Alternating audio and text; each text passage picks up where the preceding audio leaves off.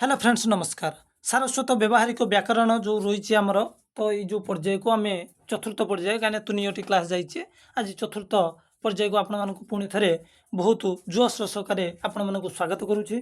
मु जानी आपण को पूर्व जो क्लास टी पठेली केतेजन बुझिल और केतेजन बुझीपाइलनि किंतु तथापि मत लगुच कि बहुत सुंदर भाव में मुझे बुझाई एवं जोटा न बुझीपारे आप मत कमेंट मध्यम जन पार। आसतु डेरी नक आम चतुर्थ पर्याय को आगे नवा और ये चतुर्थ पर्याय आज आम व्यंजन वर्ण जो व्यंजन विषय वर्ण विषय आज आम आलोचना पर्यालोचना चलो जे व्यंजन वर्ण ओडिया बाहर केतोटी रही व्यंजन वर्णर व्यवहार को आम सबकि देखी ना।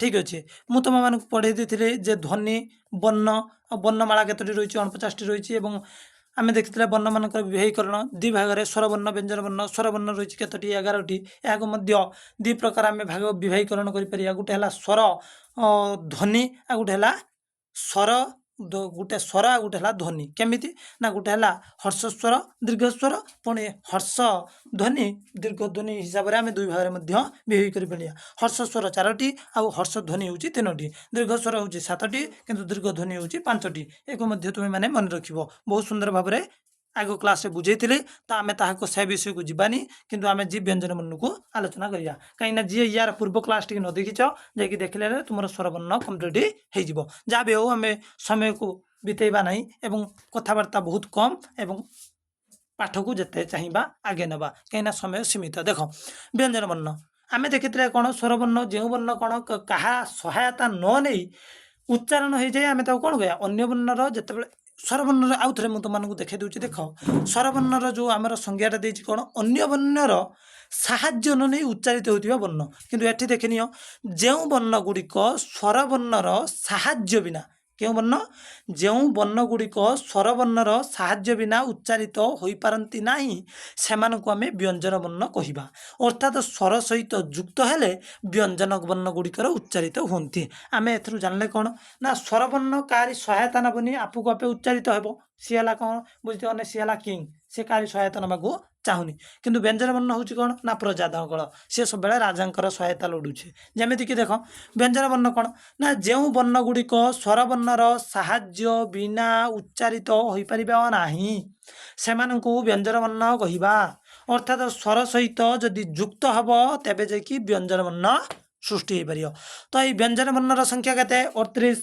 किंतु स्वरवर्णर जो स्वरवर्णर आमर संख्या रही है 11 तो देखिया तो यार कौन विभागीकरण देखिया कौन ना क ख ग घ उ च छ वर्ग ज झ निय ट ठ ड ढ मूर्धन त थ द ध दंतन प फ ब भ म जिय य र ळिय ल व स तालबेश मुद्रेश दंतेश ह अनुसार विसर्ग चंद्रबिंदु मात्र 38 टी व्यंजन वर्णर उच्चारण रे 32 गोटी ध्वनि रही स्वरवर्णर 11 गोटी स्वरवर्णर कतोटी ध्वनि थिला 8टी किंतु एठी आमे व्यंजन वर्णर उच्चारण कतोटी रही 38 टी थिले मध्य ध्वनि 32 टी अछि तो 32 सी होछि 8 आपण माने निजे कैलकुलेट करी हिसाब करिवे सब कथा जदि मु कहबी तो तुमे माने किछि त सिख तो 32 या ध्वनि सी हूँ 8 कतोटी ध्वनि है तो से कथा आपण मैंने हिसाब करदे तापर देखा क ख ग घ ये जो देखले क ख ग घ उ च छ वर्ग झ निय ट ठ ड ढ मूर्धन त थ द ध दंतेन प फ ब भ म जिय रलिय ल व स अनुसार विसर्ग चंद्रबिंदु आम देखिले भितर आहरी कौन ना उ निय ज स तालबेश मुद्रेश अनुसार मौलिक ध्वनि एवं लुप्त यार जो सब मौलिक ध्वनि थिला ये जो 5टी यार लुप्त हो किए उ निय आउ रहा किए ज अंतस्थ ज तालबेश मुद्रेश आउ किए किए ये विसर्ग तो ठीक अच्छे क्ष को आम जा तो क्ष क्ष कहीं उच्चारण होनी मुझे कहबे देखा देख आम रू उच्चारण देखी आज क्षर देखा देख क्ष क्ष एक युक्ताक्षर क युक्त है सयुक्त कौ स ना मुद्रेशर युक्त है क्षर सृष्टि होती ଏବଂ ଏହାର ବ୍ୟବହାରିକ ବିଶେଷତ୍ୱ ହେତୁ ଏହାକୁ ସ୍ୱତନ୍ତ୍ର ବ୍ୟଞ୍ଜନ ବର୍ଣ୍ଣର ମାନ୍ୟତା ଦେବାକୁ କେତେକ ବ୍ୟାକରଣିକ ମତ ଦିଅନ୍ତି। କାହାକୁ? ନା କ୍ଷକୁ। କାହିଁକିନା କ ଆଉ କ୍ଷର ସ୍ୱତନ୍ତ୍ର କ'ଣ ବ୍ୟବହାର ଯୋଗୁଁ କ ଆଉ ମୁଦ୍ରେଶର ମିଶ୍ରଣରୁ ସୃଷ୍ଟି ହେଲା କି କ୍ଷ, ଏବଂ ୟାର ସ୍ୱତନ୍ତ୍ର ବ୍ୟବହାର ହେତୁ ଏହାକୁ ଏକ ସ୍ୱତନ୍ତ୍ର ବ୍ୟଞ୍ଜନର ମାନ୍ୟତା ଦେବା ପାଇଁ ବ୍ୟାକରଣିକ ଯେଉଁ ବଡ଼ ବଡ଼ ବ୍ୟାକରଣିକ ମାନେ ମତ ଦିଅନ୍ତି। ଆଜି ଆମେ ଦେଖିବା ବ୍ୟଞ୍ଜନ ବର୍ଣ୍ଣର ବିବାହୀକରଣ। ଆମେ ଜାଣିନେଲେ ଯେମିତିକି ମୁଁ ତୁମକୁ ଆହୁରି ବୁଝିପାରିଥିବନି, ମୁଁ ତୁମକୁ ଗୋଟେ ଶବ୍ଦ ବୁଝେଇ ଦେବାକୁ ଚାହିଁବି ଯେ ତୁମେମାନେ ଏଇଠି ଟିକେ କନଫ୍ୟୁଜ୍ ହେଇଯାଇଥିବ ଯେ କ'ଣ ବା ଯେଉଁ ଆମର ବ୍ୟଞ୍ଜନ ବର୍ଣ୍ଣ ରହିଛି, ବ୍ୟଞ୍ଜନ ବର୍ଣ୍ଣ ଗୁଡ଼ିକ କିଭଳି ସ୍ୱରବର୍ଣ୍ଣର ମିଶ୍ରଣର ସହାୟତା ନେଉଛି। ଦେଖ, ମନେକର ଏଇଠି ମନେକର କ, ଠିକ୍ ଅଛି, ଉଚ୍ଚାରଣକୁ ଟିକେ ଲକ୍ଷ୍ୟ କରିବ। କର ଗୋଟେ ଅ ଶବ୍ଦ ଆପଣମାନଙ୍କୁ ଶୁଣାଯାଉଛି କି କ, ଖ, ଗ, ଘ, ଯେଉଁ ଅ ଶବ୍ଦଟା ଚ, ଛ, ଏଇ ଯେଉଁ ଶବ୍ଦ, ଏସବୁ କେଉଁ ଶବ୍ଦ ନେଉଛନ୍ତି? ଏସବୁ ସ୍ୱରବର୍ଣ୍ଣର ସହାୟତା ନେଉଛନ୍ତି। ତ ସ୍ୱରବର୍ଣ୍ଣର ଏଇଗୁଡ଼ିକ ସହାୟତା ନେଉଛନ୍ତି କି ନାହିଁ ଆପଣମାନେ ଏବେ ଜାଣିନେବେ। ତେଣୁ ବ୍ୟଞ୍ଜନ ବର୍ଣ୍ଣ ସୃଷ୍ଟି ଯାହା ବି ହେଉ, ଆମେ ବ୍ୟଞ୍ଜନ ବର୍ଣ୍ଣର ବିବାହୀକରଣକୁ ଟିକେ ଦେଖି ନେବା। ତ ବୁଝିନେଲା ସ୍ୱରବର୍ଣ୍ଣ ବ୍ୟଞ୍ଜନ ବର୍ଣ୍ଣ କିଭଳି ସୃଷ୍ଟି, ସ୍ୱରବର୍ଣ୍ଣ ସହିତ ମିଶି କିଭଳି ସୃଷ୍ଟି ହେଉଛି। ବ୍ୟଞ୍ଜନ ବର୍ଣ୍ଣ ଦେଖ, ବ୍ୟଞ୍ଜନ ବର୍ଣ୍ଣମାନଙ୍କ ମଧ୍ୟରୁ କ ଠାରୁ ମ ପର୍ଯ୍ୟନ୍ତ 25ଟି ସ୍ପର୍ଶ ବର୍ଣ୍ଣ ରହିଛି। ଆମେ କ'ଣ ନା ବ୍ୟଞ୍ଜନ ବର୍ଣ୍ଣର ବିବାହୀକରଣ ଟିକେ ଡିଫରେଣ୍ଟ, ତାକୁ ଆମେ ଟିକେ ଦେଖ। ବ୍ୟଞ୍ଜନ ବର୍ଣ୍ଣମାନଙ୍କ ମଧ୍ୟରୁ କ ଠାରୁ ପୁଣି ମ ପର୍ଯ୍ୟନ୍ତ 25ଟିକି ସ୍ପର୍ଶ ବର୍ଣ୍ଣ କୁହାଯାଏ। କ'ଣ କୁହାଯାଏ? ସ୍ପର୍ଶ ବର୍ଣ୍ଣ। ଏଗୁଡ଼ିକର ଉଚ୍ଚାରଣ ସମୟରେ ଜିହ୍ବାର ଅଗ୍ର, ମଧ୍ୟ ଆଉ ମୂଳର ସାହାଯ୍ୟ ନେଇ କଣ୍ଠ, ତାଳୁ, ମୂର୍ଦ୍ଧା, ଦନ୍ତ ଓ ଉଷ୍ଟାଦିକୁ ସ୍ପର୍ଶ କରିବାକୁ ପଡ଼ିଥାଏ। ଆମେ ଯେତେବେଳେ ଏହିସବୁ ଶବ୍ଦକୁ ଉଚ୍ଚାରଣ କରିବା ତ ଏକୁ ସବୁ କ'ଣ ନା ଯେଉଁ ମୁଖ ଗୁହରର ବିଭିନ୍ନ ଅଂଶକୁ ସ୍ପର୍ଶ ଜୀବ କରେ। ଯେମିତିକି ଆମେ ଅ ଉଚ୍ଚାରଣ କରିବା, ଟିକେ ଉଚ୍ଚାରଣ କର, ଅ ଜୀବ କେଉଁଠି ବାଜିବନି, ଆ ଜୀବ କେଉଁଠି ବାଜିବନି। କିନ୍ତୁ ଆମେ ଯେତେବେଳେ କହିବା କ, ଖ, ଗ, ତ ଜୀବକୁ ତୁମେ ଟିକେ ଲକ୍ଷ୍ୟ କରି ଉଚ୍ଚାରଣ ଧୀରେ ଧୀରେ ଉଚ୍ଚାରଣ କଲେ ଜଣାପଡ଼ିବ। ସ୍ପିଡ଼ ଉଚ୍ଚାରଣ କଲେ ତୁମେ କିଛି ଜାଣିପାରିବ ନାହିଁ। ତେଣୁ କ'ଣ କରିବା ନା ଏଗୁଡ଼ିକର ଉଚ୍ଚାରଣ ସମୟରେ ଜିହ୍ବାର ଅଗ୍ର ମାନେ ଜୀବର ଅଗ ବା ତାର ମଧ୍ୟ ଆଉ ତାର ମୂଳ, ମଧ୍ୟ ବା ମୂଳର ସାହାଯ୍ୟ ନେଇ କଣ୍ଠ, ତାଳୁ, ମୂର୍ଦ୍ଧା, ଦନ୍ତ, ଓଷ୍ଠଦିକୁ ସ୍ପର୍ଶ କରେ। ତେଣୁ ଏହାକୁ ସ୍ପର୍ଶ ବର୍ଣ୍ଣ କୁହାଯାଏ। ଦେଖ, ଏହି ସ୍ପର୍ଶ ବର୍ଣ୍ଣ ଗୁଡ଼ିକ 5ଟି ବର୍ଗ ଶ୍ରେଣୀରେ ବିଭକ୍ତି ହୋଇଥିବାରୁ ଏହାକୁ ବର୍ଗୀୟ ବ୍ୟଞ୍ଜନ ମଧ୍ୟ କୁହାଯାଏ। ତ ଦେଖିବା, ବର୍ଗୀୟ ବର୍ଣ୍ଣ ନାମରେ ମଧ୍ୟ ପରିଣତ ବା ଏକ ବର୍ଗୀୟ ବ୍ୟଞ୍ଜନ ମଧ୍ୟ କୁହାଯାଏ। ଜ ଠାରୁ ଅନୁସାରେ ପର୍ଯ୍ୟନ୍ତ ଯେଉଁ 13ଟି ରହିଲା ଅବର୍ଗୀୟ ବ୍ୟଞ୍ଜନ। ଦେଖ, କ ଠାରୁ ପୁଣି ଆମେ ମ ପର୍ଯ୍ୟନ୍ତକୁ ବର୍ଗୀୟ ବ୍ୟଞ୍ଜନ କୁହାଯାଏ। ଆଉ 13ଟି ପୁଣି ଜ ଠାରୁ ପୁଣି ଚନ୍ଦ୍ରବିନ୍ଦୁ ପର୍ଯ୍ୟନ୍ତ 13ଟି ଯେଉଁ ରହିଲା ତାକୁ ଆମେ ଅବର୍ଗୀୟ ବ୍ୟଞ୍ଜନ କୁହନ୍ତି। ଏବଂ ବ୍ୟଞ୍ଜନ ବର୍ଣ୍ଣର ଆମେ ବିବାହୀକରଣକୁ ଆଉ ଥରେ ମୁଁ ତୁମକୁ କହିଦେଉଛି। ବ୍ୟଞ୍ଜନ ବର୍ଣ୍ଣର ବିବାହୀକରଣ ମୁଖ୍ୟତଃ 2 ପ୍ରକାର ହେଇଛି। ଗୋଟେ ହେଲା ବର୍ଗୀୟ ବ୍ୟଞ୍ଜନ, ଆଉ ଗୋଟେ ହେଉଛି ଅବର୍ଗୀୟ ବ୍ୟଞ୍ଜନ। ବର୍ଗୀୟ ବ୍ୟଞ୍ଜନ ହେଉଛି 25ଟି ଏବଂ ଅବର୍ଗୀୟ ବ୍ୟଞ୍ଜନ ହେଉଛି 13ଟି। ଠିକ୍ ଅଛି, ଏତିକି ବୁଝିନେବ। ବର୍ଗୀୟ ବ୍ୟଞ୍ଜନ ଯେତେବେଳେ ଉଚ୍ଚାରଣ ହୁଏ, ଇଏ କ'ଣ କରେ ନା ଯେଉଁ ଜୀବର ଅଗ, ମୂଳ ଆଉ ମଧ୍ୟଭାଗ ଇଏ କ'ଣ କରେ ନା ମୁଖ ଗହ୍ୱରର ବିଭିନ୍ନ ଅଂଶକୁ ସ୍ପର୍ଶ କରେ। କଣ୍ଠ, ତାଳୁ, ମୂର୍ଦ୍ଧା, ଦନ୍ତ, ଓଷ୍ଠ, ତ ଏଗୁଡ଼ିକୁ ସ୍ପର୍ଶ କରୁଥିବାରୁ ଏକୁ ସ୍ପର୍ଶ ବର୍ଣ୍ଣ କୁହାଯାଏ। ତମର କ୍ୱେଶ୍ଚନ୍ ଆସିବ ତାଲୁକ୍ୟ ବର୍ଣ୍ଣ କିଏ, ମୂର୍ଦ୍ଧ୍ୟ ବର୍ଣ୍ଣ କିଏ, କଣ୍ଠ ବର୍ଣ୍ଣ କାହାକୁ କୁହାଯାଏ? ତ ସେଗୁଡ଼ିକ ଆମେ ସବୁ ଏଇ ଦେଖ, ତୁମମାନେ ଦେଖ। ପ୍ରଥମେ ଆମେ ବର୍ଗ ବ୍ୟଞ୍ଜନର ବିବାହୀକରଣ ଦେଖିଲେ। କଚଟ ତପକୁ ସର୍ଟକଟ୍ରେ ମନେ ରଖାଯାଏ। କ, ଚ, ଟ, ତ, ପ, ଏକୁ କ'ଣ କୁହାଯାଏ ନା କଚଟ ତପ। ବର୍ଗ ବ୍ୟଞ୍ଜନକୁ ମନେ ରଖିବାର ସର୍ଟକଟ୍ ହେଉଛି କଚଟ ତପ। କଚଟ ତପ କହିଦେଲେ ହେଇଯିବ। କ'ଣ କ'ଣ ଦେଖ, କଚଟ ତପ କ'ଣ ନା ଗୋଟେ ହେଲା କଣ୍ଠ ବର୍ଣ୍ଣ। କଣ୍ଠ ବର୍ଣ୍ଣ କ'ଣ ନା କ, ଖ, ଗ, ଘ, ଙ, ଏକୁ କଣ୍ଠ ବର୍ଣ୍ଣ କୁହାଯାଏ। କ ବର୍ଗ ହେଲା କଣ୍ଠ ବର୍ଣ୍ଣ। ଚ ବର୍ଗ ହେଉଛି ତାଲବ୍ୟ ବର୍ଣ୍ଣ। ଟ ବର୍ଗ ହେଉଛି ମୂର୍ଦ୍ଧନ୍ୟ ବର୍ଣ୍ଣ। ଯେଉଁ ତ ବର୍ଗ ରହିଛି ତାହା ଦନ୍ତ୍ୟ, ଆଉ ପ ବର୍ଗ ହେଉଛି ଆମର ଓଷ୍ଠ୍ୟ ବର୍ଣ୍ଣ। ଏବେ ଆମେ ଦେଖିନେଲେ କଚଟ ତପ କେମିତି ରହିଛି। କର ହେଲା କ, ଖ, ଗ, ଘ, ଙ 5ଟା। ଚ ବର୍ଗର ଛ, ଚ, ଛ ବର୍ଗ ଝ, ନିଅ 5ଟା। ତାପରେ ଟ ବର୍ଗ ରହିଲା କେତେ, 5 5 25 ଦେଖିନିଅ। ଟ ବର୍ଗର ଟ, ଠ, ଡ, ଢ, ମୂର୍ଦ୍ଧନ ପର୍ଯ୍ୟନ୍ତ ସେଇ 5ଟା। ପୁଣି ତ ବର୍ଗର ତ, ଥ, ଦ ଧ ଦନ୍ତେନ 5ଟା ଏବଂ ପ ବର୍ଗର ମଧ୍ୟ 5ଟା ପ ଫ ବ ଭ ମ। ତ ଏଇ 5ଟି ବର୍ଗକୁ ଆମେ କ'ଣ କୁହନ୍ତି ବର୍ଗୀୟ ବ୍ୟଞ୍ଜନ କୁହନ୍ତି। ଏକୁ ଗୋଟେ ବର୍ଗରେ ରଖାଯାଇଛି ମାନେ କ୍ରମ ଅନୁସାରେ ସଜ୍ଜିତ ହୋଇକି ରହିଛି, ତେଣୁ ଏହାକୁ କ'ଣ କୁହାଯାଏ ବର୍ଗୀୟ ବ୍ୟଞ୍ଜନ। ଏବେ ଅବର୍ଗୀୟ ବ୍ୟଞ୍ଜନକୁ ଆମେ ଟିକେ ଯିବା। ଅବର୍ଗୀୟ ବ୍ୟଞ୍ଜନର ବହୁତ ଗୁଡ଼ିଏ ରୋଗ ଅଛି, ସେ ରୋଗ ସବୁ ଆମେ କ'ଣ ଦେଖିବା। ଦେଖ ରୋଗ ନୁହେଁ ମାନେ ବ୍ୟାକରଣ ଟିକେ କରାଯାଇଛି। ଦେଖ ଅବର୍ଗୀୟ ବ୍ୟଞ୍ଜନ ବର୍ଣ୍ଣ ମାନଙ୍କର ବର୍ଗ କୌଣସି ନାହିଁ, ୟାର କୌଣସି ବର୍ଗ ନାହିଁ। ସେ ମନା କରୁଛି ମୁଁ ଭାଇ ବର୍ଗରେ ରହିବାର ନାହିଁ, ତମେ ଗ୍ରୁପ ହେଇକି ରୁହ କିନ୍ତୁ ଭାଇ ଏକିଟିଆ। କେମିତି ଦେଖ, ଅର୍ଥାତ୍ ସେଗୁଡ଼ିକର ଉଚ୍ଚାରଣ ସ୍ଥାନ ଭିନ୍ନ ଭିନ୍ନ ଅଟେ। କେମିତି, ପ୍ରଥମେ ହେଲା ଅନ୍ତସ୍ଥ ବର୍ଣ୍ଣ, ଯେଉଁ ଯେଉଁ ଅବର୍ଗୀୟ ବର୍ଣ୍ଣ ପ୍ରଥମେ ହେଲା 13ଟି, ବର୍ଗୀୟ ବ୍ୟଞ୍ଜନ 25 ଆଉ ଅବର୍ଗୀୟ ବ୍ୟଞ୍ଜନ 13ଟି। ତ ଏଇ ଯେଉଁ 13ଟିର ବିଭାଗୀକରଣ ବିଭିନ୍ନ ପ୍ରକାରର କରା। ଦେଖ ପ୍ରଥମେ ଆମେ ଦେଖିବା ଅନ୍ତସ୍ଥ ବର୍ଣ୍ଣ କ'ଣ। ଅବର୍ଗୀୟ ବ୍ୟଞ୍ଜନ 13ଟିରୁ ଅନ୍ତସ୍ଥ ବର୍ଣ୍ଣ କ'ଣ। ଅନ୍ତସ୍ଥ ବର୍ଣ୍ଣ ତ ଦେଖିଲେ ଯେଉଁ ଅନ୍ତସ୍ଥ ବର୍ଣ୍ଣ ରହିଛି ଜ, ୟ, ର, ଳ, ଲ, ୱ, ଏଗୁଡ଼ିକ କ'ଣ ହେଉଛି ନା ଇଏ ସ୍ୱରବର୍ଣ୍ଣ ଆଉ ବ୍ୟଞ୍ଜନ ବର୍ଣ୍ଣର ମଧ୍ୟବର୍ତ୍ତୀ ହେତୁ ଏହାକୁ ଅନ୍ତସ୍ଥ ବର୍ଣ୍ଣ କୁହାଯାଏ ଏବଂ ଏହା ମଧ୍ୟ ଅର୍ଦ୍ଧସ୍ୱର ନାମରେ ପରିଚିତ। କେଗୁଡ଼ିକ ଅର୍ଦ୍ଧସ୍ୱର ନାମରେ କିଏ ନା ଅନ୍ତସ୍ଥ ବର୍ଣ୍ଣ କିଏ କିଏ ନା ଜ, ୟ, ର, ଳ, ଲ, ୱ, ଏସବୁ କ'ଣ ମାନେ ଅର୍ଦ୍ଧସ୍ୱର ଏହାକୁ କୁହାଯାଏ କିଏ ଅନ୍ତସ୍ଥ ବର୍ଣ୍ଣ। ଉଷ୍ମ ବର୍ଣ୍ଣ ଅର୍ଥାତ୍ ଯେଉଁ ବର୍ଣ୍ଣ ଉଚ୍ଚାରଣ କଲେ ଗରମ ପବନ ଗୋଟେ ପାଟିରୁ ବାହାରିବ, ଅତି ସହଜରେ ତୁମେ ଦେଖିବ ଯେତେବେଳେ ସ ଉଚ୍ଚାରଣ କରାଯାଏ 3ଟା ସ କିଏ ତାଲବେଶ, ମୁଦ୍ରେଶ, ଦନ୍ତେଶ, ତା ସହିତ ହ ଉଚ୍ଚାରଣ କଲେ ଦେଖିବ ପାଟି ଉଷ୍ମ ହୋଇଯାଏ ବା ଗରମ ପବନ ବାହାରେ, ତାକୁ କ'ଣ କୁହାଯାଏ ଉଷ୍ମ ବର୍ଣ୍ଣ। ଉଚ୍ଚାରଣ କରି ଦେଖିନେବ ସ, ସ, ହ।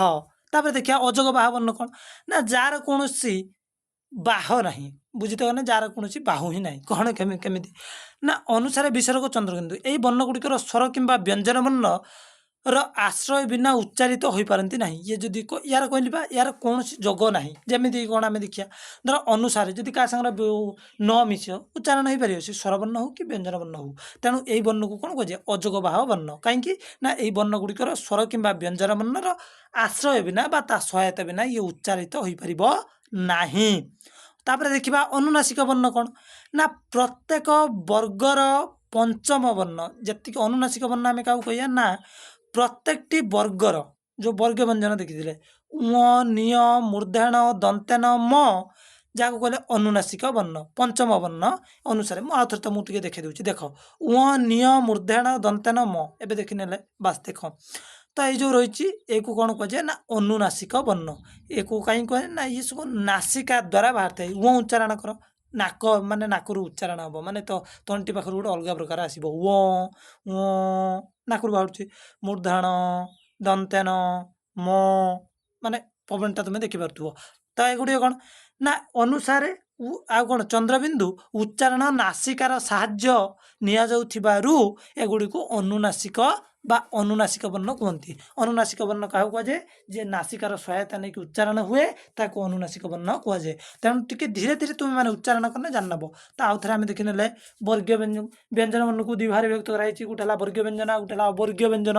ବର୍ଗୀୟ ବ୍ୟଞ୍ଜନର ହେଉଛି 38ଟି କିନ୍ତୁ ଧ୍ୱନି ରହିଛି କେତେ ସମ୍ପୂର୍ଣ୍ଣ।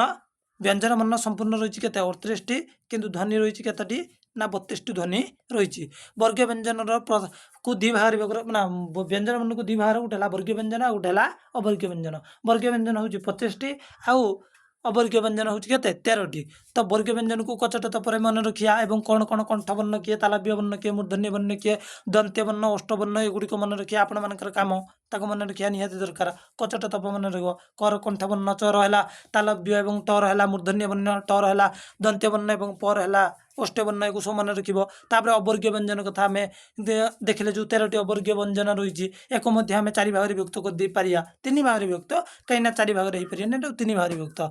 କିଏ ନା ଅନ୍ତସ୍ଥ ବର୍ଣ୍ଣ ଯିଏକି କ'ଣ କରିବ ସ୍ୱର ଆଉ ଏକୁ ଅର୍ଦ୍ଧସ୍ୱର ମଧ୍ୟ କୁହାଯାଏ କାହିଁକିନା ଇଏ ସ୍ୱର ଆଉ ବ୍ୟଞ୍ଜନ ବର୍ଣ୍ଣର ମଧ୍ୟବର୍ତ୍ତୀ ଉଚ୍ଚାରଣରୁ ହୋଇଥାଏ। ତାପରେ ଆସିଲେ ଉଷ୍ମ ବର୍ଣ୍ଣ, 4 ଗୋଟି ଅଛି ଉଷ୍ମ ବର୍ଣ୍ଣ କେତୋଟି ନା ସ, ତାଲବେଶ, ମୁଦ୍ରେଶ, ଦନ୍ତେଶ ଆଉ ହ 4ଟି ଉଷ୍ମ ବର୍ଣ୍ଣ। ଅଯୋଗ ବାହ ବର୍ଣ୍ଣ ଅର୍ଥାତ୍ ଯିଏ ସ୍ୱରବର୍ଣ୍ଣ କିମ୍ବା ବ୍ୟଞ୍ଜନ ବର୍ଣ୍ଣର ସହାୟତାରେ ଶୁଦ୍ଧ ଉଚ୍ଚାରଣ ହୋଇପାରିବ ନାହିଁ। ଆମେ ଜାଣିଛନ୍ତି ସ୍ୱରବର୍ଣ୍ଣ କାହାରି ସହାୟତା ନିଏନି ଉଚ୍ଚାରଣ ହୁଏ, କିନ୍ତୁ ତାପରେ ବ୍ୟଞ୍ଜନ ବର୍ଣ୍ଣ ଦେଖିଲେ ସ୍ୱରବର୍ଣ୍ଣର ସହାୟତା ନେଇକି ଉଚ୍ଚାରଣ ହୁଏ ଏବଂ ଅଯୋଗ ବାହ ବର୍ଣ୍ଣ କ'ଣ ନା ସ୍ୱର ହେଉ କି ବ୍ୟଞ୍ଜନ ବର୍ଣ୍ଣ ହେଉ ଉଭୟଙ୍କ ସହାୟତା ବିନା ଇଏ ଉଚ୍ଚାରିତ ହୋଇପାରିବ ନାହିଁ। ସରି।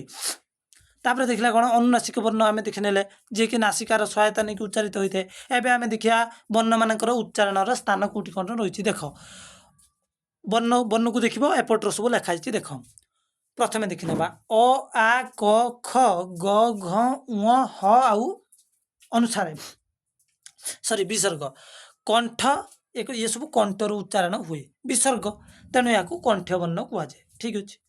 तापर हर्षई दीर्घई च छ वर्गज झ आउ अंतस्थय ज य आउ स ये सब तालु उच्चारण अर्थात जीव जाइए तालु रे बाजे तालव्य वर्ण हर्षई दीर्घई च एक सब उच्चारण कर जानब जीव कौटी बाजुचे टे रही रही उच्चारण कर। 3 नंबर रहा कौन र सॉरी रु आउ ट ठ ड ढ मूर्धाण स एक मूर्धा वर्ण कहुए मूर्धन्य वर्ण कहुए मन रखिब।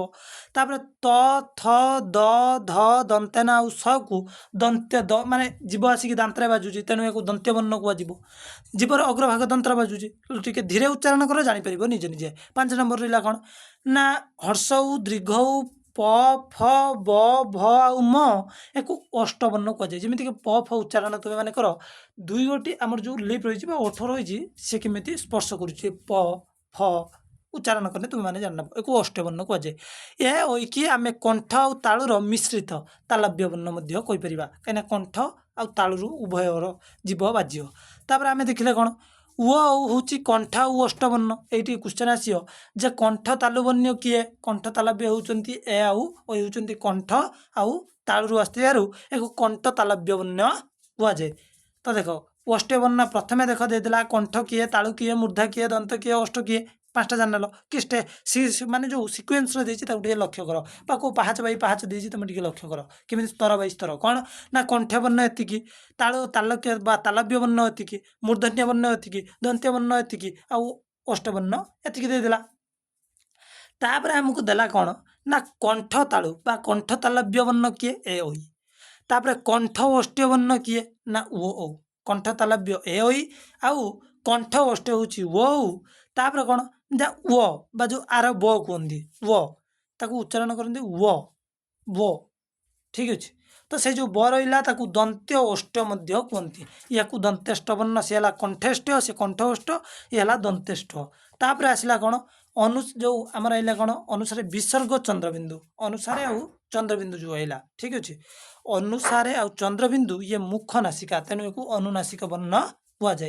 तापर है कौन उ निय मूर्धाण दंतन म को कंठ तालु कहुए या अनुनासिक वर्ण कहती तो नासिक वर्ण कहती वर्गर पंचम जी सब रहा ताको नासिक वर्ण कहती। तापर आम देखिए कौन अल्प प्राण व्यंजन महाप्राण व्यंजन अघस व्यंजन सघस व्यंजन कौन देख प्रथम देखिए अल्प प्राण व्यंजन कौन ना जो वर्ण मानकर उच्चारण अल्प प्राण बा वायु निर्गत हुए जो वर्ण को उच्चारण कने अल्प वायु निर्गत हम से अल्प प्राण व्यंजन कहती। प्रत्येक वर्गर प्रथम तृतीय पंचम प्रथम तृतीय पंचम होती अल्प प्राण व्यंजन क्या मुझे तुमको देखे दूची प्रथम तृतीय पंचम आउ थे कही प्रथम तृतीय पंचम प्रथम तृतीय पंचम ठीक अच्छे प्रथम वर्गर प्रथम तृतीय पंचम ठीक अच्छे विषय को जीवा एक अल्प प्राण व्यंजन कहुए। तो किए किए देखने प्रत्येक प्रत्येक वर्गर कौन प्रथम तृतीय पंचम अल्प प्राण व्यंजन अंतर्गत एक तुम्हें मैंने देख तुम मानक कहीदेली कोचरदप ठीक अच्छे। महाप्राण व्यंजन किए जो वर्ण मानकर उच्चारण में महाप्राण अधिक अधिक वायु निर्गत हुए बा महाप्राण निर्गत हुए बा अधिक वायु निर्गत हुए ताको आम महाप्राण व्यंजन कहती जो थे अल्प वायु बाहर अल्प प्राण जो अधिक वायु बाहर महाप्राण। तो प्रत्येक वर्गर द्वितीय चतुर्थ वर्ण द्वितीय आउ चतुर्थ से देखना से वर्गर केते ना द्वितीय आउ चतुर्थ तथा मुझे तुम कही दूसरी द्वितीय आउ चतुर्थ द्वितीय चतुर्थ देखनी द्वितीय चतुर्थ किए रही द्वितीय रही ख चतुर्थ रही ख घ तो द्वितीय चतुर्थ मुझे आउ थे कही दूसरी द्वितीय चतुर्थ ठीक अच्छे। तापर आम आलोचना को जीवा तापर अघस सघस गला तापर आम देखा ना अल्प प्राण महाप्राण जाइए तापर अघस जीवा ଯେଉଁ ବର୍ଣ୍ଣଗୁଡ଼ିକ ଉଚ୍ଚାରଣରେ ସ୍ୱରତନ୍ତ୍ରୀ କମ୍ପିତ ହୋଇନଥାଏ ସେଗୁଡ଼ିକୁ ଅଘୋଷ ବ୍ୟଞ୍ଜନ କୁହାଯାଏ। ପ୍ରତ୍ୟେକ ବର୍ଗର ପ୍ରଥମ ଦ୍ୱିତୀୟ ବର୍ଣ୍ଣ ସ ତିନିଟା ସ ଇଏ ହେଇଛନ୍ତି କ'ଣ ଅଘୋଷ ବ୍ୟଞ୍ଜନ। ଏଥିରେ କ'ଣ ନା କଣ୍ଠ କୌଣସି ଉଚ୍ଚାରଣ ହେବ ନାହିଁ। କେମିତି ଦେଖିବା ନା ଇଏ କହିଲା କ'ଣ ପ୍ରତ୍ୟେକ ବର୍ଗର ପ୍ରଥମ ଆଉ ଦ୍ୱିତୀୟ ବର୍ଣ୍ଣ ପ୍ରଥମ ଦ୍ୱିତୀୟ ତୁମେ ଜାଣିନେବ। ତାପରେ ସଘୋଷ ବ୍ୟଞ୍ଜନ ଯେଉଁ ବର୍ଣ୍ଣଗୁଡ଼ିକ ଉଚ୍ଚାରଣରେ ସ୍ୱରତନ୍ତ୍ରୀ କମ୍ପିତ ହୋଇଥାଏ ସେଗୁଡ଼ିକୁ ସଘୋଷ ବ୍ୟଞ୍ଜନ କୁହନ୍ତି। ପ୍ରତ୍ୟେକ ବର୍ଗର ତୃତୀୟ ଚତୁର୍ଥ ପଞ୍ଚମ ବର୍ଣ୍ଣକୁ ତୃତୀୟ ଚତୁର୍ଥ ପଞ୍ଚମକୁ କ'ଣ ଜ ର ଳ ୱ ସଘୋଷ ବ୍ୟଞ୍ଜନ ଅଟେ। ତାପରେ ଆମେ ଏତିକି ଆଉ ଥରେ ରିଭାଇଜ ଟିକେ କରିଦେବା। ଦେଖ ଅଳ୍ପ ପ୍ରାଣ ବ୍ୟଞ୍ଜନ କାହାକୁ କୁହାଯାଏ ନା କମ୍ ବାୟୁ ନିର୍ଗତ ହେଲେ ଅଳ୍ପ ପ୍ରାଣ ବ୍ୟଞ୍ଜନ, ଅଧିକ ବାୟୁ ନିର୍ଗତ ହେଲେ ଯେଉଁ ବର୍ଣ୍ଣ ଉଚ୍ଚାରଣ ସମୟରେ ଅଧିକ ବାୟୁ ନିର୍ଗତ ହେଲେ ମହାପ୍ରାଣ। ଅଘୋଷ ବ୍ୟଞ୍ଜନ କିଏ ନା ଯେଉଁ ସ୍ୱରତନ୍ତ୍ରୀ ଯଦି କମ୍ପିତ ନ ହେବ ଉଚ୍ଚାରଣ କରିବ କିନ୍ତୁ ସ୍ୱରତନ୍ତ୍ରୀ କମ୍ପନ ସୃଷ୍ଟି ହେଲା ନାହିଁ ତାକୁ କ'ଣ କହିବା ଅଘୋଷ। ଏବଂ ସ୍ୱରତନ୍ତ୍ରୀରେ କମ୍ପନ ସୃଷ୍ଟି ହେଲେ ସଘୋଷ। ଏବଂ ଏଇଠି କ୍ୱେଶ୍ଚନ୍ ଆସିବ ଅଳ୍ପ ପ୍ରାଣ ବ୍ୟଞ୍ଜନ ବର୍ଗର କ'ଣ ନା ପ୍ରଥମ ତୃତୀୟ ପଞ୍ଚମ ଲେଖିଦେବ ନୋଟ୍ କରିନେବ। ମହାପ୍ରାଣ ବ୍ୟଞ୍ଜନ ହେଉଛନ୍ତି କ'ଣ ପ୍ରତ୍ୟେକ ବର୍ଗର ଦ୍ୱିତୀୟ ଚତୁର୍ଥ। ଅଘୋଷ ବ୍ୟଞ୍ଜନ ହେଉଛି ପ୍ରତ୍ୟେକ ବର୍ଗର ପ୍ରଥମ ଦ୍ୱିତୀୟ ଏବଂ ସଘୋଷ ବ୍ୟଞ୍ଜନ ହେଉଛି କ'ଣ ତୃତୀୟ ଚତୁର୍ଥ ପଞ୍ଚମ। ଏଗୁଡ଼ିକ ମନେ ରଖିବା ନିହାତି ତୁମର ଆବଶ୍ୟକ। ତାପରେ କେତେକ ବ୍ୟବହାର ଦେଇଛି ତାକୁ ମଧ୍ୟ ଦେଖିନିଅ। କହିଦେଲେ ବା ପୁରା ଏକଦମ ଆମେ ଯେଉଁ ଧ୍ୱନି ବର୍ଣ୍ଣ ଆଉ ବର୍ଣ୍ଣମାଳା ଯାକୁ ଦେଖୁଥିଲେ ପୁରା ଅପରେସନ୍ କରିଦେଲେ ୟା ପରେ ଆଉ କାହାର କୌଣସି ଡାଉଟ୍ ମଧ୍ୟ ରହିବନି। ତାପରେ ଡ ଆଉ ଢ କ'ଣ ଶବ୍ଦର ପ୍ରଥମ ଯେଉଁ ରହିଛି ଡ ଢ ଶବ୍ଦର ପ୍ରଥମ ଅକ୍ଷର ଡ ଢ ହୋଇଥିଲେ ଯେଉଁ ଉଚ୍ଚାରଣ ହୁଏ ଏବଂ ପରେ ଥିଲେ ଭିନ୍ନ ଉଚ୍ଚାରଣ ହୁଏ। ଯେମିତିକି ଡବା ତାପରେ କ'ଣ ଡମରୁ ଡାହାଣ ତାପରେ କ'ଣ ବାଡ଼ ଗଡ଼ ସଡ଼କ ଢଗ ଢାମଣା ତାପରେ ହେଲା କ'ଣ କଢ଼ ଦାଢ଼ ଇତ୍ୟାଦି। ଏସବୁ କ'ଣ ନା ଯେତେବେଳେ ଉଚ୍ଚାରଣ ହୁଏ ଏବଂ ପରେ ଉଚ୍ଚାରଣ ହେଲେ ତା ଭିନ୍ନ ଭାବରେ ଉଚ୍ଚାରଣ ହୋଇଥାଏ। କେହି ଦ୍ୱିତୀୟ ପ୍ରକାର ଉଚ୍ଚାରଣ ପାଇଁ ଡ ଆଉ ଢ ତଳେ ବିନ୍ଦୁ ଦେଇ ଲେଖନ୍ତି ଅଲଗା ଉଚ୍ଚାରଣ କରିବା ପାଇଁ। ଛଡ଼ ପଡ଼ା ଏଇଭଳିଆ। ଡ ଢ ଅଧବିନ୍ଦୁ ଥିବା ଡ ଆଉ ଢ ଏ ବିନ୍ଦୁ ସେଥିପାଇଁ ସଂଯୋଗ କରାଯାଏ। ଯଦି ଜଣେ ପଚାରେ ଯେ ବିନ୍ଦୁ କ'ଣ ପାଇଁ ସଂଯୋଗ ହୁଏ ନା କେହି ଚିହ୍ନିବା ପାଇଁ ଉଚ୍ଚାରଣକୁ ଚିହ୍ନିବା ପାଇଁ। ତ ଡ ଆଉ ଢର ପ୍ରୟୋଗ କୌଣସି ଅର୍ଥଗତ ପରିବର୍ତ୍ତନ ଘଟେ ନାହିଁ। ବିନ୍ଦୁ ଦେଇଦେଲେ କିଛି ହେବ ନାହିଁ। ଏଣୁ ଅଧବିନ୍ଦୁ ବା ବିଯୁକ୍ତ ଅଧବିନ୍ଦୁ ଯୁକ୍ତ ଡ ଆଉ ଢର ଦୁଇ ପ୍ରକାର ବର୍ଣ୍ଣ ନୁହନ୍ତି। ଦେଖ ତାପରେ ଚଡ଼ ଆଉ ଚ ଆଉ ଡର ବ୍ୟବହାର ଦେଖ ଢକୁ ଅନୁସରଣ କରି କେହି ଚ ତଳେ ବିନ୍ଦୁ ମଧ୍ୟ ଦିଅନ୍ତି କିନ୍ତୁ ଏହା ଏକ ଭୁଲ ବ୍ୟବହାର। ଚ ତଳେ ଅଧବିନ୍ଦୁ ଦିଆଯାଏ ନାହିଁ। ଛାଡ଼ିଗଲା ଏଗୁলো ସବୁ ଜାଣିବା କଥା। ଏଗୁଡ଼ିକ ଆସେନି କେତେଟା କ୍ୱେଶ୍ଚନ୍ କିନ୍ତୁ ଜାଣିନିଅ ଟିକେ। ଉଁ ଆଉ ଯେଉଁ ରହିଛି ନିଅ ଥଣ୍ଡା ହେଇଯିବାର ଅବଶ୍ୟ ବହୁତ ପରିଶ୍ରମ ଉଚ୍ଚାରଣ ଧ୍ୱନି କର୍ତ୍ତା ଟିକେ ଇଏ ହେଉଛି। ଦେଖ ଯେଉଁ ଉଁ ଆଉ ଜ ରହିଲା ଜ ଆଉ ମୂର୍ଦ୍ଧନା ଆଉ ଳ ଏଇ ଚାରୋଟି ବର୍ଣ୍ଣ ଶବ୍ଦର ଜ ବା ନିୟ କହିପାରିବା।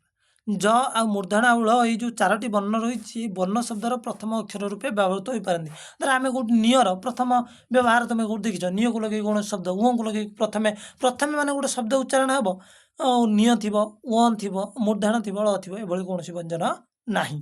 ତାପରେ ଉଁ ଆଉ ନିୟର ବ୍ୟବହାର କେତୋଟି ଶବ୍ଦରେ ମାତ୍ର ସୀମିତ। ଯେମିତିକି ଆକାଂକ୍ଷା ଦେଖିନିଅ ଆକାଂକ୍ଷା ବାଙ୍ଗ୍ମୟ ନଞ୍ଜ ତତ୍ପୁରୁଷ ଯାଞ୍ଚଜ୍ଞା। ତାପରେ ବର୍ଣ୍ଣମାଳାରେ ଥିବା ଏଇ ବର୍ଣ୍ଣ ଦୁଇଟିର ଆଉ ସ୍ୱତନ୍ତ୍ର ଉଚ୍ଚାରଣ କିଛି ନାହିଁ। ତାପରେ ମୂର୍ଦ୍ଧଣ ଯୁକ୍ତାକ୍ଷରରେ ମୂର୍ଦ୍ଧଣର ଉଚ୍ଚାରଣ ନ ହୋଇଥାଏ। ଯେତେବେଳେ ଯୁକ୍ତାକ୍ଷର ହେବ ନ ରୂପରେ ଉଚ୍ଚାରଣ ଯେମିତି କାରୁଣ୍ୟ ପନ୍ନ ତଣ୍ଟି। ତାପରେ ରହିଲା କ'ଣ ଉଁ ନିୟ ମୂର୍ଦ୍ଧଣ ଦନ୍ତେନ ମ ବର୍ଗର ପଞ୍ଚମ ବର୍ଣ୍ଣ ଆଉ ରହିଲା କିଏ ଅନୁସାରେ ଆଉ ଚନ୍ଦ୍ରବିନ୍ଦୁ ଏହି ବର୍ଣ୍ଣଗୁଡ଼ିକୁ ଅନୁନାସିକା ବର୍ଣ୍ଣ ମଧ୍ୟ କହନ୍ତି କାରଣ ଉଭୟ ମୁଖ ଗହ୍ୱରରୁ ଓ ନାସିକା ସାହାଯ୍ୟରେ ମାନେ ଉଚ୍ଚାରଣ ହୁଅନ୍ତି। ଏହାକୁ ଜାଣିବା ଦରକାର। ସେଥିପାଇଁ ଖାଲି ଅଳ୍ପ ମୁଁ ଟିକେ ବୁଝେଇ ଦେଉଛି ଏଥିରେ ବୁଝେଇବାର କିଛି ନାହିଁ। ଆଉ ରହିଲା କ'ଣ ଦନ୍ତେନା ଆଉ ମୋର ବ୍ୟବହାର କ'ଣ ନା ଦନ୍ତେନା ଆଉ ଏଇ ଯେଉଁ ଦୁଇଟା ବର୍ଣ୍ଣ ରହିଲେ ଏଇ ବର୍ଣ୍ଣ ଦୁଏ ଅନୁନାସିକ ମାତ୍ର ଶବ୍ଦର ଆଦ୍ୟରେ ରହିଲେ ଇଏ ଅନୁନାସିକ ହୋଇନଥାଏ। ଇଏ ଅନୁନାସିକ ବର୍ଣ୍ଣ କିନ୍ତୁ ଶବ୍ଦ ଆଗରେ ରହିଲେ ଇଏ ଅନୁନାସିକ ବର୍ଣ୍ଣ ହେବେ ନାହିଁ। ଯେମିତିକି ଜନ ବନ ଏଠି ଶବ୍ଦରେ ନ ଅନୁନାସିକ କିନ୍ତୁ ନଜର ନବ ଶବ୍ଦରେ ନ ଅନୁନାସିକ ହୋଇପାରିବ ନାହିଁ। ନୟନ ଏହି ଶବ୍ଦର ପ୍ରଥମେ ନ ଅନୁନାସିକ ନୁହେଁ ମାତ୍ର ଶେଷ ନ ଅନୁନାସିକ ଅଟେ। ସେହିପରି ଯଦି ଦନ୍ତାନଟି ଆଗରେ ଥିବ ଅନୁନାସିକ ବର୍ଣ୍ଣ ହେବ ନାହିଁ, ଯଦି ପରେ ଥିବ ଅନୁନାସିକ ବର୍ଣ୍ଣ ହେବ। ମ ମଧ୍ୟ ସେହିଭଳି ଯଦି ରାମ तो ये म हूँ अनुनासिक ठीक अच्छे मधु मधु कहने कौन हम ना म अनुनासिक हो पार ना किंतु राम कहले म अनुनासिक वर्ण हम अर्थात म आउ दंतेन जदि आगर रही अनुनासिक वर्ण हेब ना जदि पर रही अनुनासिक वर्ण कौन जे नाकर सहायता नहीं उच्चारण हुए तापर आम देखिले जर देखिया य देख ओडिया वर्णमाला ए दुईटी पृथक वर्ण किए ज य उभय स्वतंत्र प्रयोग रही यथा यथा जमुना जातना लय काया शयन पुनश्च ये वर्ण गुड़िकर उच्चारण स्वतंत्र रही ଳ ଆଉ ଳ ଓଡ଼ିଆ ଭାଷାରେ ଏ ଦୁଇଟି ପୃଥକ ବର୍ଣ୍ଣ ଉଚ୍ଚାରଣ ଆଉ ଲିଖିତ ରୂପରେ ଏ ଦୁଇଟି ପରସ୍ପର ଠାରୁ ଭିନ୍ନ ଯଥା ସକାଳ ଦେଉଳ ଫଳ ଲମ୍ବ ଲେଉଟିଆ କାଲ ଅର୍ଥ ପ୍ରକାଶ ଦୃଷ୍ଟିରୁ ବର୍ଣ୍ଣ ଦୁଇଟି ମଧ୍ୟ ଭିନ୍ନ ଯଥା ପାଲ ପାଳ ପାଲି ପାଲି ପାଳି ପାଲି ଠିକ୍ ଅଛି ପାଲି ଗୋଟେ ଖେଳ ବିଶେଷ ଆଉ ପାଳି ତ କୁହନ୍ତିନି ନା ତୋର ଆଜି ପାଳି ଅଛି ରେ ଭାଇ ତାପରେ ବ କ'ଣ ଆମ ଭାଷାରେ ଅବର୍ଗୀୟ ବ୍ୟଞ୍ଜନ ବ ସ୍ଥାନରେ ଏହି ନୂତନ ଲିପି ର ବ୍ୟବହାର କରାଯାଉଛି विशेषतः केतेक देशी और विदेशी शब्दर लेखापी यार अत्यावश्यक रही बेवा वार्दा हावा warrant railway railway watch Warren Hastings water conversing आवाज ये जो शब्द सब रही उच्चारण करने रही आसिया विसर्ग विसर्गर उच्चारण कौन ना ओडिया भाषा विसर्गर स्वतंत्र उच्चारण ना विसर्ग युक्त केतेक शब्द थिले मध्य उच्चारण विसर्गर परिप्रकाश घटे ना सेपरि दुखी दुशासन दुस्साहस दुस्त निश्वास निश्रुत शब्द गुड़िक यथाक्रमे दुखी दुशासन दुस्त निश्वास निश्रुत परी उच्चारण हुए मात्र कहीं विसर्ग उपर जोर दे उच्चारण कले सेठारे विसर्ग ह उच्चारण होता है विसर्ग कौन उच्चारण हुए ह भाव उच्चारण